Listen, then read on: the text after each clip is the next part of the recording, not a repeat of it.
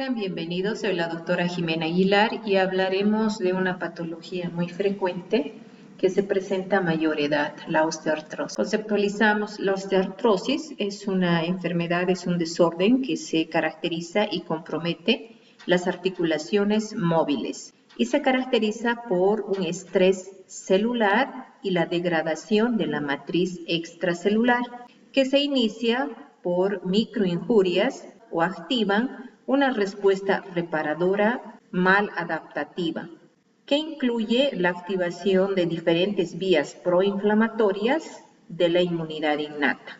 La osteoartrosis es el resultado del fracaso de un grupo celular que son los condrocitos para mantener la homeostasis entre una síntesis y la degradación de los componentes de la matriz extracelular.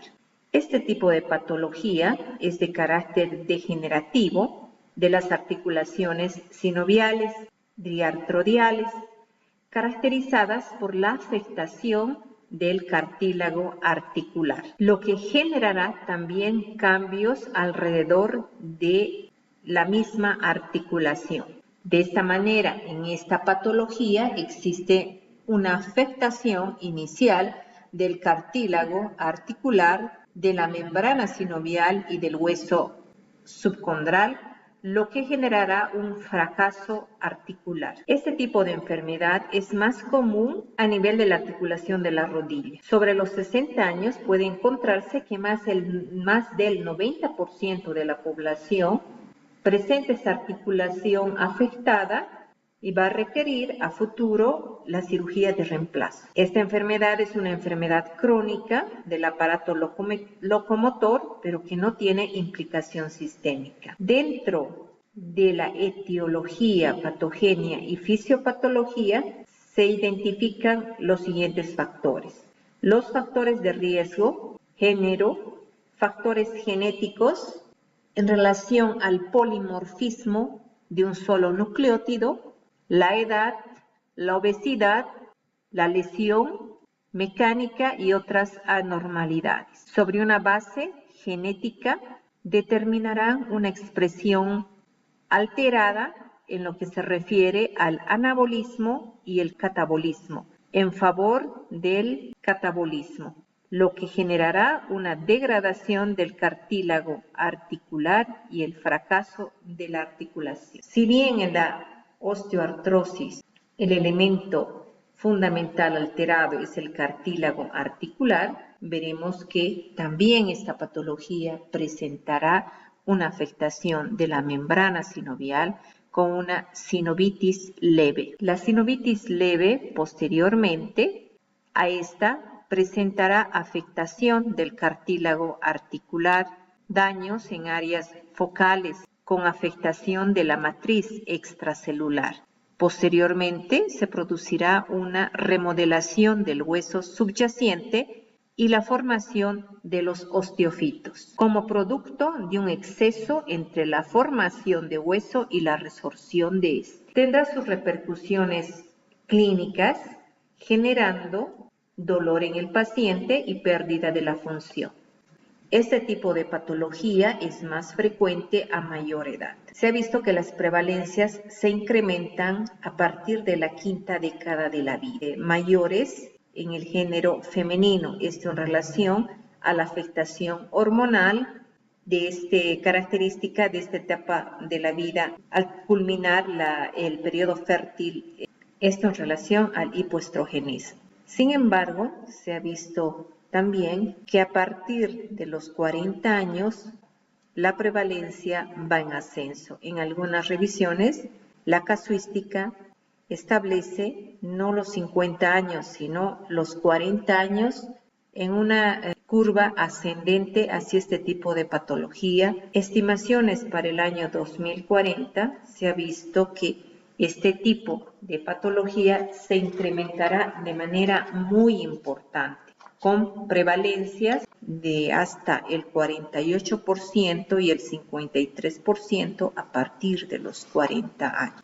Entonces son datos muy importantes, datos muy negativos, puesto que se evidencia que mayor población de tipo extremo, es decir, mayor población con edades por encima de los 40 años. Esto también en relación a ese cambio, esa transición epidemiológica en favor de las enfermedades crónicas que tienen que ver obviamente con el incremento de los años de vida de los pacientes y los malos hábitos dietéticos nutricionales que se acompañan este tipo de enfermedades. Aquí tenemos otra curva en la que podemos identificar esta situación, incremento a partir de los 40 años, más evidente a partir de los 50 años, y así va incrementándose y presentando mayores prevalencias a mayor edad.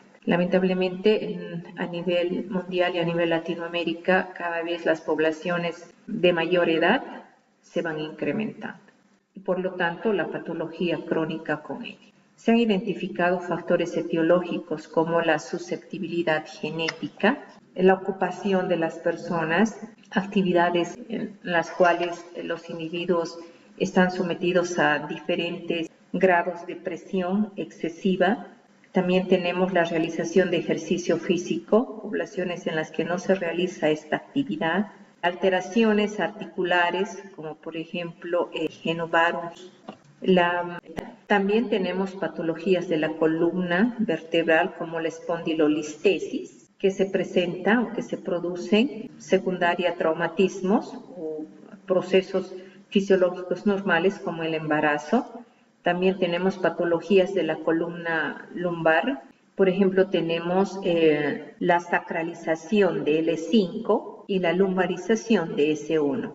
En esta imagen vemos la espondilolistesis y en esta otra imagen vemos ya la artrosis a nivel de la columna vertebral en la que se puede identificar la pérdida del espacio intervertebral, la esclerosis subcondral y la presencia también de las especulaciones óseas que son los osteofitos.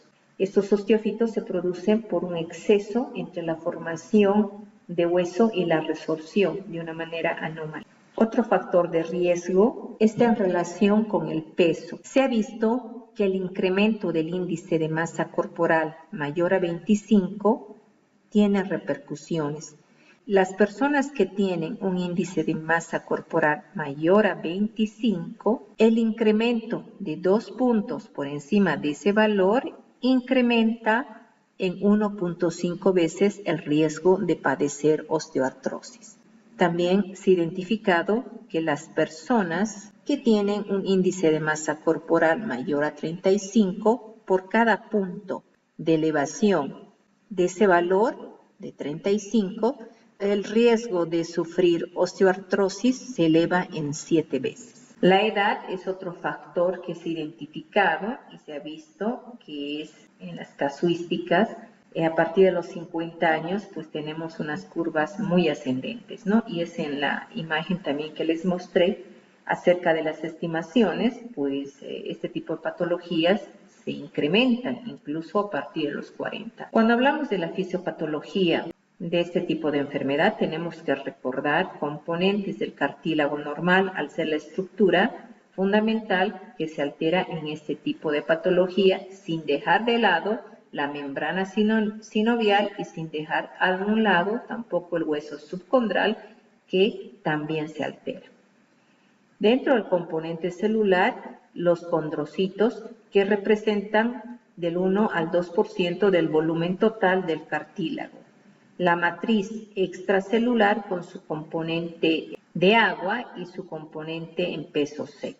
El agua corresponde la mayor cantidad dentro del 70 al 80%, junto con otras proteínas, y dentro del peso seco tenemos dos componentes muy importantes, que es el colágeno de tipo 2 y los proteoglicanos.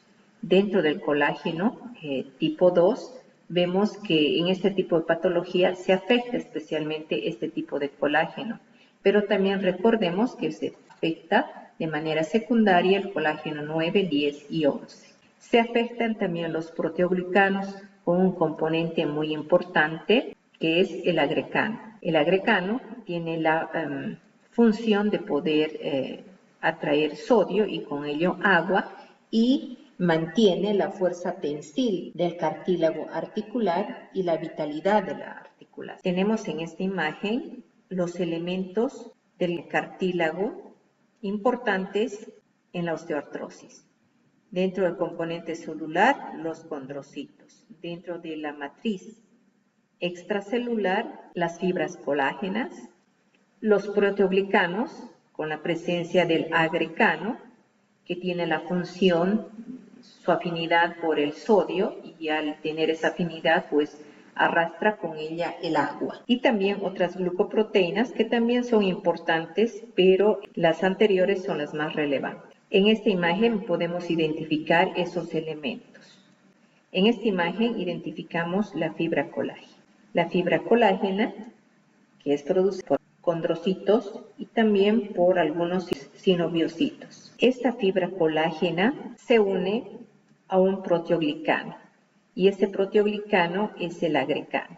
El agrecano, que tiene esa función de poder atraer sodio y por lo tanto agua, es la que le confiere la vitalidad a la estructura del cartílago. Entonces el agrecano tiene diferentes elementos y este agrecano tiene una proteína transportadora, tiene una región rica en condroitinsulfato y una región rica en queratinsulfato. Una alteración en los proteoglicanos y en el colágeno y una alteración a nivel de los condrocitos va a generar una mayor probabilidad de que se establezca esta patología. De esta manera, en esta imagen podemos ver el colágeno tipo 2, el principal afectado en este tipo de patología, los proteoglicanos, el agrecano, y en esta imagen podemos ver que el colágeno tipo 2 forma una red. Dentro de esa red tenemos el contenido de agua, y ese contenido de agua, por exceso o por disminución, puede generar una lesión a nivel de esta estructura. El cartílago, en etapa inicial, puede sufrir un proceso de edematización. No hay signos clínicos en esta etapa. Posteriormente, la fibrilación, vemos que el cartílago ya se encuentra desgastado, un desgaste en cepillo. Posteriormente, la fisuración, son evidentes las fisuras pronunciadas, y la ulceración, donde aparece el hueso subcondral. En el desarrollo de la osteoartritis podemos identificar las siguientes situaciones: una fuerza o carga excesiva sobre un cartílago normal, una fuerza o carga normal sobre un cartílago afectado, y una tercera situación en la que se presenta una fuerza o carga excesiva sobre un cartílago afectado, lo que va a generar cambios degenerativos y erosiones en el cartílago articular. Las partículas de desgaste se van a encontrar en el líquido sinovial. A este nivel se va a producir la activación de los sinoviocitos de tipo A con la liberación de citoquinas, el factor de necrosis tumoral alfa, la interleuquina 1, la interleuquina 6 y otras, que van a actuar sobre el cartílago produciendo lesión. A este nivel se van a generar las metaloproteasas, y esas metaloproteasas van a escindir aún más los componentes de la matriz extracelular y generar un círculo vicioso muy peligroso. En la osteoartritis, la afectación del cartílago articular, junto con los procesos inflamatorios a nivel de la membrana sinovial y la afectación del hueso subcondral, van a producir liberación masiva, tormenta de liberación de citoquinas proinflamatorias que van a consolidar el daño a nivel de estas tres estructuras, que a futuro llevarán a un fracaso articular. Las fuerzas mecánicas actuarán sobre los condrocitos, afectando a los osteoblastos y osteoclastos, con afectación del hueso subcondral. El cartílago osteoartrósico presentará un incremento de citoquinas, una de ellas es la interleuquina 1 beta, que se encuentra incrementada. Esta interleuquina inhibe la síntesis del agrecan y colágeno de tipo 2. Por lo tanto, se estimula la síntesis de citoquinas proinflamatorias y el incremento de radicales de oxígeno, y eso generará inflamación de la membrana sinovial. En esta imagen se puede identificar el desequilibrio en el metabolismo de la matriz extracelular durante el proceso fisiopatológico de la osteoartritis, un predominio del proceso catabólico sobre el anabólico. Recordar que el paciente con osteoartrosis presenta alteraciones en la susceptibilidad del individuo y también alteraciones de la estabilidad biomecánica. La osteoartrosis por presentar también un proceso inflamatorio de bajo grado, que está en relación con otros factores como la edad, factores genéticos, la obesidad, el género femenino, muy importante en relación a la alteración hormonal que se presenta al finalizar la época fértil o periodo fértil de este género. La obesidad. Numerosos estudios relacionan la obesidad con la osteoartrosis y se ha visto que la obesidad cursa con un proceso inflamatorio crónico. Ese proceso inflamatorio crónico genera la liberación de adipocinas. Dentro de las adipocinas, las más importantes tenemos la liponectina, la resistina y la lectina, que generan inflamación y degradación del cartílago, afectando el microambiente de la articulación. Eso en relación a este tema tan importante. Hasta la próxima.